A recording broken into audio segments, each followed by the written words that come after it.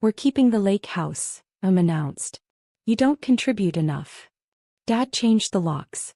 The next morning, their cards declined at breakfast. By noon, the bank called. "Your CO signer removed authorization." Within 24 hours, foreclosure started. I'd paid the $5,100 mortgage for 7 years. But let me start 7 years earlier. Because the day my parents locked me out of the lake house wasn't the beginning of this story. It started in 2017, when they made a financial decision they couldn't afford and I made a choice I never told them about. My name is Daniel Porter. I'm 35 years old. And I've spent the last 7 years secretly funding my parents' dream while they treated me like the son who never measured up. I grew up in Minneapolis, Minnesota. Middle-class family. Dad was an accountant. Mom was a nurse. My older brother Kyle was the star. Football scholarship to Michigan. MBA from Northwestern. Investment banking in Chicago. Married a lawyer. 2 kids. The golden child. I was different. Introverted. More interested in computers than sports. I went to University of Minnesota for computer science. Got a job as a software engineer at a healthcare tech company. Made $72,000 starting salary. Kyle made $280,000 at his investment bank. Every family gathering, the comparison was implicit. "Kyle's bonus this year was incredible," Dad would say. "6 figures. "That's impressive," I'd reply. "How's your job going, Daniel?" "Good. Working on some interesting projects." "Still at the same company?" "Yes. I like it there." "Well, stability is important too." Translation: "You're not ambitious enough." Kyle bought a house in Evanston. $890,000. Mom posted photos on Facebook. "So proud of our son's success." I rented a 1-bedroom apartment in Minneapolis. $1,200 a month. No Facebook posts about that. In 2017, my parents decided to buy a lake house. They were both 58. Starting to think about retirement. They wanted a place on Lake Minnetonka. A retreat. A legacy property. They found it in May 2017. A 3-bedroom cabin on 2 acres. Private dock. Stunning views. Built in 1995, well-maintained but needing updates. Asking price: $685,000. "It's perfect," Mom said at a family dinner. "Our dream property. Can you afford it?" Kyle asked. "We're going to stretch," Dad admitted. "But we'll make it work. It's an investment in our future. In family memories." "What's the mortgage going to be?" I asked. "About $5,100 a month with property taxes and insurance." "High but manageable." I did the math in my head. Their combined income was around $140,000. A $5,100 monthly payment was over 40% of their gross income. That was tight. Probably too tight. "That's a lot," I said carefully. "We're aware," Dad said, defensive. "We've run the numbers. We can handle it." Kyle jumped in. "I think it's great. You've worked hard. You deserve this. If you need help with the down payment, I can contribute." "That's generous," Mom said. "But we have enough saved. We're putting down $140,000. The mortgage will be $545,000. They closed in June 2017. Moved furniture in. Started spending weekends there. At family dinners, it was all they talked about. "The sunsets are incredible. We saw an eagle yesterday. The dock is perfect for swimming." I was happy for them. They seemed genuinely joyful. But by September 2017, cracks were showing. Dad called me in October 2017. "Daniel, can we talk?" "Privately." "Sure. What's going on?" "The lake house. The mortgages. It's tighter than we expected." "How tight?" "We're struggling. Between the mortgage and our regular expenses, we're barely making it. We've had to dip into savings twice already." "Can you refinance?" "Not yet. We just closed. And honestly, the payment would still be too high even with a better rate." "What are you going to do?" "We're not sure. We don't want to sell. We just bought it. But we might not have a choice." "Have you talked to Kyle?" "He's dealing with a lot right now. Work is intense. The kids are expensive. We don't want to burden him." "But you'll burden me," I thought. "What do you need?" I asked. "I don't know. Maybe nothing. I just wanted to tell someone. Your mom doesn't know how stressed I am." We hung up. I thought about it for 3 days. Then I made a decision. I called the mortgage company. First National Bank. I'd like to make a payment on my parents' mortgage. Are you listed on the loan? No. But I'm their son. Can I make a payment? We can accept payments from anyone. But you won't have access to account information unless you're on the loan. I want to be added as a co-signer. Can I do that? That would require refinancing or a loan modification. You'd need to go through the application process. I thought about it. My credit was excellent. My income was stable. I had savings. Start the process.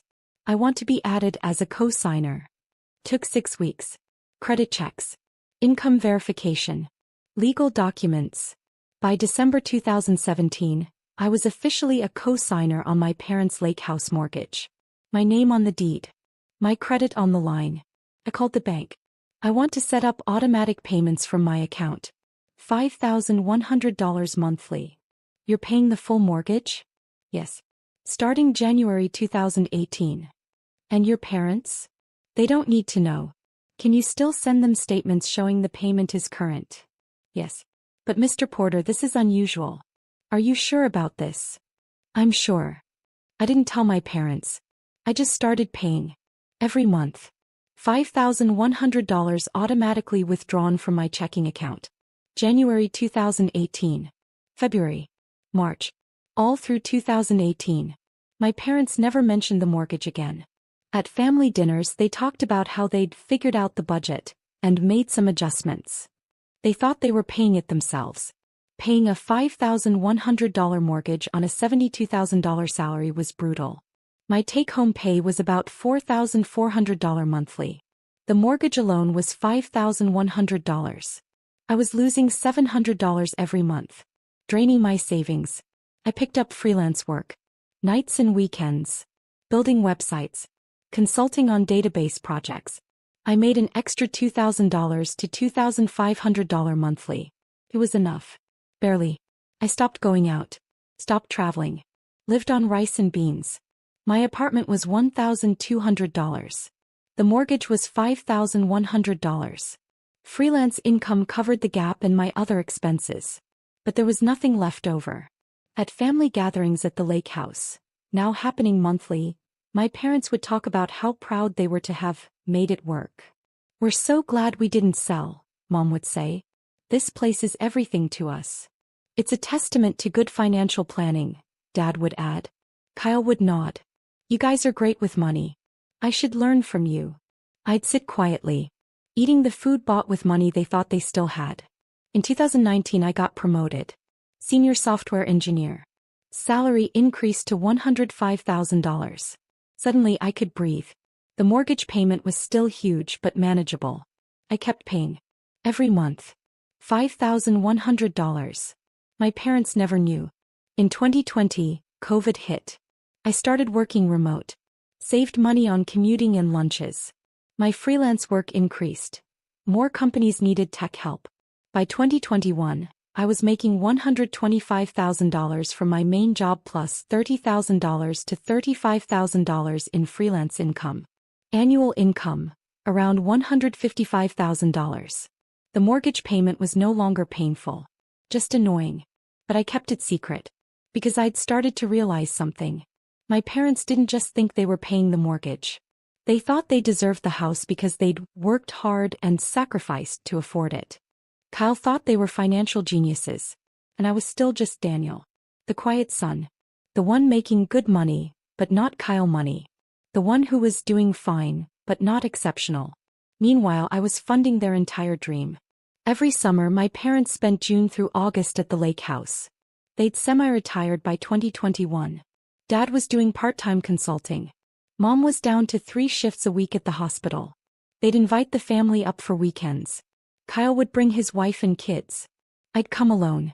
Daniel, why don't you bring someone? Mom would ask. Are you dating anyone? Not at the moment. You should make more effort. You're not getting any younger. Look at Kyle. Married, 2 kids, successful. I'd nod. Go back to my room, the smallest bedroom while Kyle's family got the master. One summer evening in 2022, we were having dinner on the deck. Watching the sunset. This place is an incredible investment, Kyle said. Property values on Lake Minnetonka have gone up like 30% since you bought. It's worth about $890,000 now, Dad said proudly. We've gained over $200,000 in equity. You haven't gained anything, I thought. I've paid $306,000 into this mortgage over 4.5 years. Every dollar of equity is mine. You must be so proud, Kyle's wife said. We are, Mom replied. We made a bold choice and it paid off. That's the difference between people who succeed and people who play it safe. She looked at me when she said it. Playing it safe has its merits, I said quietly. Does it? Dad asked. Sometimes you need to take risks. Build something bigger than yourself. I'd built this. I'd taken the risk. I'd funded their dream with $5,100 every month for 54 months straight. But they didn't know that. In August 2024, my parents called a family meeting. Kyle flew in from Chicago. I drove from Minneapolis. We met at the lake house on a Saturday afternoon. We have something to discuss, Dad said once we were all gathered on the deck. What's going on? Kyle asked. Your mother and I are making some changes. Estate planning. Legacy decisions. Hey, I said. We want to talk about the lake house. What happens to it when we're gone? Mom took over. This property is our pride and joy. We've worked so hard to keep it. To maintain it. We want it to stay in the family. That makes sense, Kyle said. We've decided to leave it to you, Kyle. The words hung in the air. Kyle looked surprised. Really? Wow. That's generous. You have a family, Mom explained. Kids who can enjoy it. You've been successful. You understand the value of property. What about Daniel? Kyle's wife asked, glancing at me. Daniel is welcome to visit, of course, Dad said. But Kyle will inherit the house. It makes the most sense. I was quiet. Processing. Daniel, you understand, right? Mom asked. You're not married. No kids. You don't need a lake house. I understand, I said slowly. Can I ask a question? Of course. How much is left on the mortgage? Dad pulled out his phone. Check something. About $387,000. We've been paying it down steadily. Should be paid off by the time we're 75. And you're leaving the house to Kyle. With the mortgage. No, Dad clarified. By the time we pass, hopefully not for many years, the mortgage will be mostly paid off. Kyle will inherit a valuable asset. What if something happens before then? What if you can't make the payments? We'll figure it out, Mom said. We always have. Have you? I asked. Something in my tone made everyone look at me. What does that mean? Dad asked.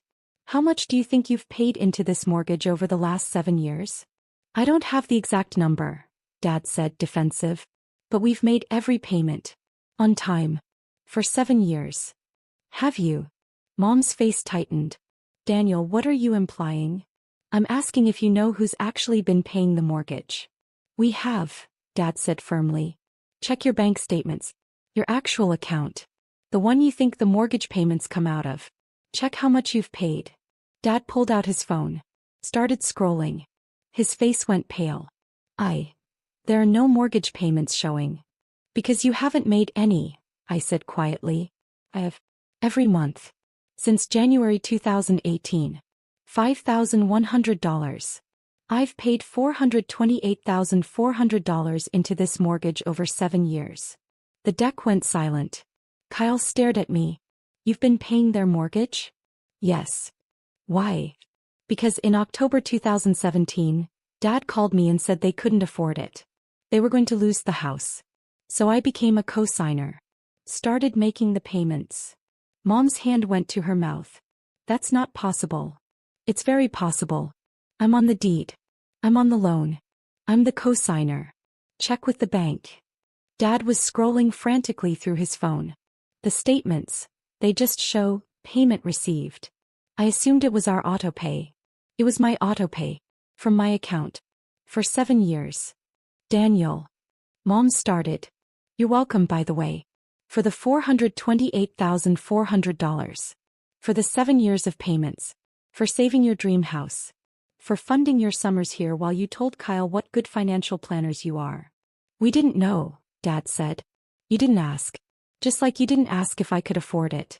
Or if it was a burden. You just accepted that the payments were happening and took credit for it. Kyle was staring at our parents. You let him pay your mortgage for 7 years and never noticed. We thought we were paying it. Mom said, defensive. How? I asked. How did you think you were affording a $5,100 monthly payment on your income? Did you ever wonder why your bank balance wasn't dropping? Why you had money left over at the end of every month? Silence. You didn't wonder because you didn't want to look too closely. It was easier to believe you were succeeding than to examine the reality. Daniel will pay you back, Dad said quickly. With what? You have maybe $80,000 in savings. You owe $387,000 on the mortgage. You can't pay me back. We'll figure it out. No, you won't. Because I'm stopping the payments. Mom's face went white. You can't do that. I can. It's my autopay. I can cancel it any time. But we'll lose the house. Maybe you should have thought of that before announcing you're leaving it to Kyle. Kyle stood up. Wait. I don't want to be in the middle of this. If Daniel's been paying, then he should. Should what? Mom interrupted. Should get the house. He doesn't have a family. He doesn't need it. He's paid for it. Kyle said. He's paid over $400,000.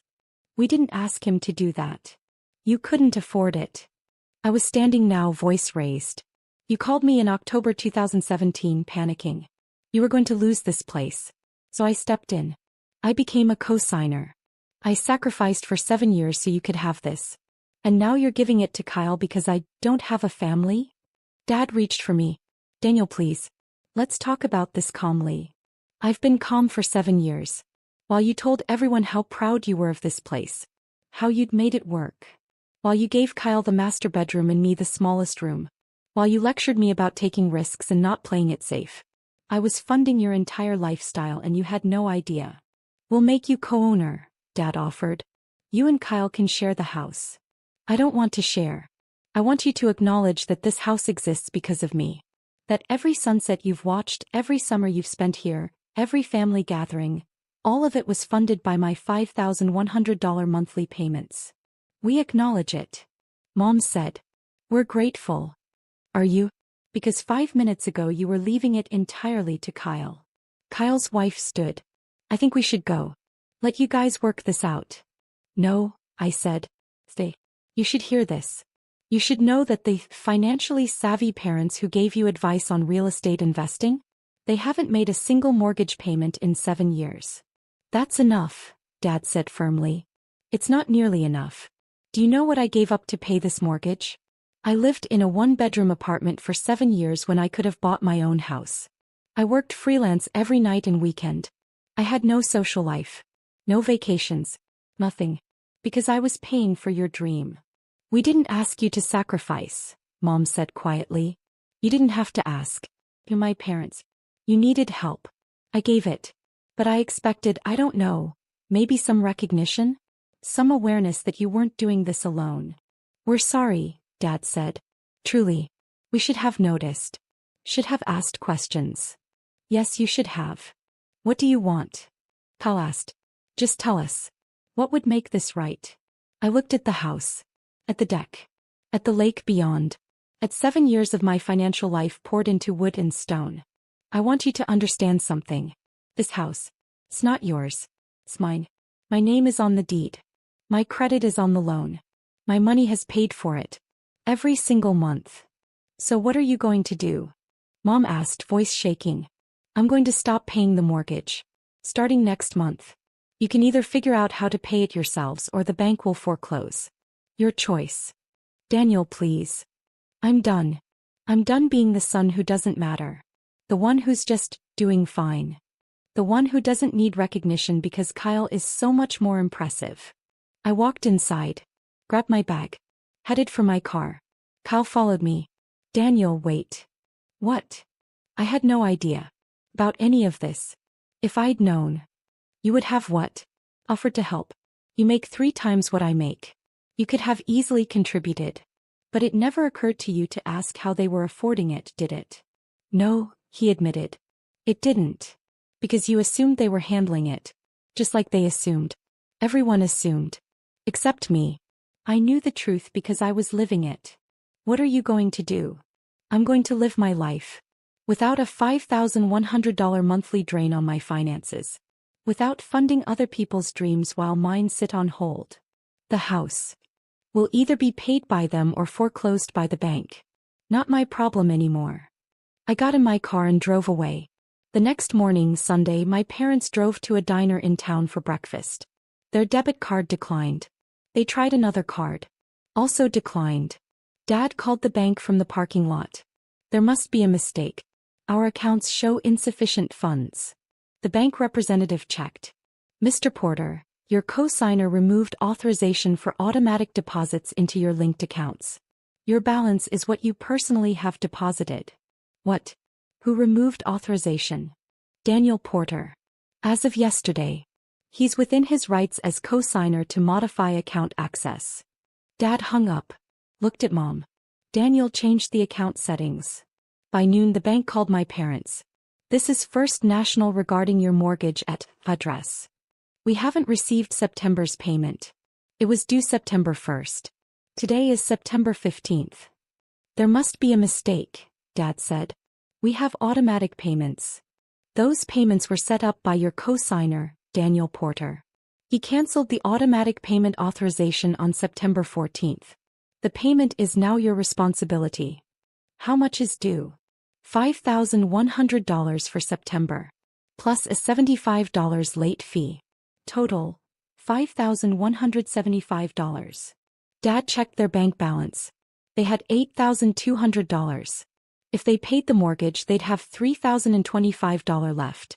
That had to cover food, utilities, gas, and everything else until their next paychecks in 2 weeks. Can we make a partial payment? Dad asked. You can, but the full amount is due by the 30th or the loan enters default status. Dad hung up. He and Mom sat in their car in the diner parking lot. Cards declined, mortgage due, finally understanding the reality. I'd been paying for 7 years. And now I wasn't. By Monday morning my parents were panicking. They called Kyle. We need to borrow money. Just for this month. $5,000. Kyle, to his credit, asked why. They explained. He was silent. You haven't been paying your own mortgage? We thought we were. The statements showed payments received. We didn't realize Daniel was making them. For 7 years? We didn't look closely at the accounts. We assumed. You assumed wrong. And now you're asking me to cover Daniel's payment. Just this once. Until we figure things out. Mom, Dad, Daniel has paid over $400,000. You're asking me to pay $5,000 one time and acting like I'm saving you. He's saved you for 7 years. Will you help us or not? Kyle thought about it. I'll loan you $5,000. At 5% interest. With a repayment plan. Because this needs to be a wake-up call, not a band-aid. Fine. Whatever. Just send the money. Kyle sent $5,000. They made the September mortgage payment. Then October came. They couldn't make the payment. They asked Kyle again. He said no. You need to solve this yourselves. Sell the house. Downsize. Figure it out. They asked friends. Family. Everyone said the same thing. Sell the house. By November 1st they were 30 days late on the October payment. The bank sent a default notice. By December 1st they were 60 days late on 2 payments. The bank started foreclosure proceedings. My mother called me. Crying. Daniel, please. We're going to lose everything. You're going to lose a house you couldn't afford. It's our dream. It was my sacrifice. For 7 years. We'll sign over the house to you. Put it entirely in your name. Just start paying again. Why would I do that? So you can keep living there for free while I continue to drain my finances. We're your parents. And I'm your son. The one you were giving nothing to. Remember? The house was going to Kyle because I don't have a family. We were wrong. We see that now. You see it because you're losing the house. Not because you actually value me. That's not fair. None of this has been fair, Mom. Not for 7 years. She hung up. In January 2025, the bank foreclosed. My parents had to vacate by February 28th. They moved into a small 2-bedroom condo in Minneapolis. $1,800 a month. The lake house sold at foreclosure auction for $745,000. The bank recovered their $387,000. The remaining $358,000 should have gone to the homeowners, my parents and me.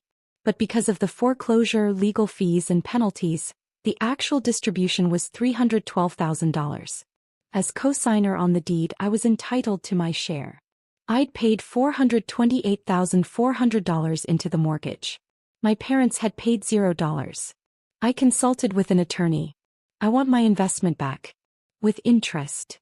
We negotiated with my parents' attorney. Eventually we settled. I received $280,000 from the foreclosure proceeds. My parents received $32,000. They were furious. You're taking our equity. I'm taking my equity. The equity I built with my payments. We'll never forgive you for this. I can live with that. It's now August 2025. 1 year after the confrontation at the lake house. I used the $280,000 as a down payment on my own house. A beautiful 4-bedroom in a Minneapolis suburb.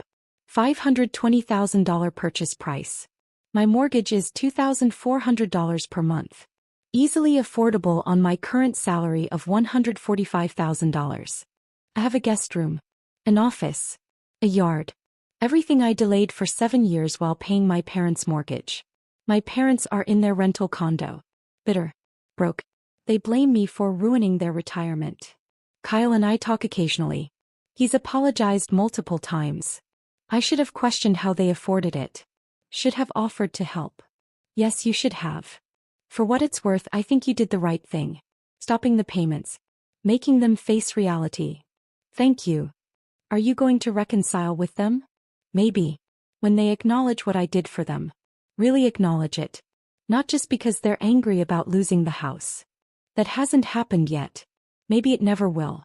Last week my father sent me an email. Daniel, I've been thinking about everything that happened. About the lake house. About the 7 years.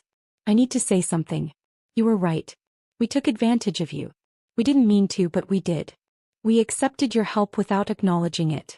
We made assumptions about your life. That you didn't need recognition, didn't need the house, didn't need to be valued the same as your brother. We were wrong. About all of it. You sacrificed for 7 years to give us something we couldn't afford. And instead of gratitude, we showed you dismissal. I don't know if you'll forgive us. But I want you to know I see it now. I see what you did. What you gave up. What we took for granted. You're a better man than I gave you credit for. And I'm sorry it took losing everything for me to see that. If you're willing, I'd like to try to rebuild our relationship. Not the old relationship where Kyle was the star and you were the afterthought. A new one. Where we see you for who you actually are. I read the email 3 times. It's the first time he's ever really apologized. Really acknowledged what happened. I don't know if I'll respond. Don't know if I can trust that this is real and not just another manipulation. But it's something. Maybe it's enough to start. Or maybe it's just too late. For 7 years I paid their mortgage in silence. I watched them take credit for my sacrifice. I funded their dream while putting mine on hold. And when they finally had to face the truth, when their cards declined at breakfast, when the bank called about the missed payment, when foreclosure started within 24 hours of me stopping payments, they learned what I'd known all along. The lake house was never theirs. It was mine. Every sunset. Every summer. Every family gathering. Paid for by $5,100 monthly payments from my account. For 7 years. Now I have my own house. My own equity. My own dream. Built not on assumptions or credit I didn't earn. But on the $280,000 I recovered from a property I actually paid for. The calls started that next morning after I changed the locks on the account. The declined cards. The bank notices. The panic. Within 24 hours, foreclosure proceedings began. And my parents learned the most expensive lesson of their lives. When you take someone's sacrifice for granted, eventually they stop sacrificing. And then you pay the price. All of it.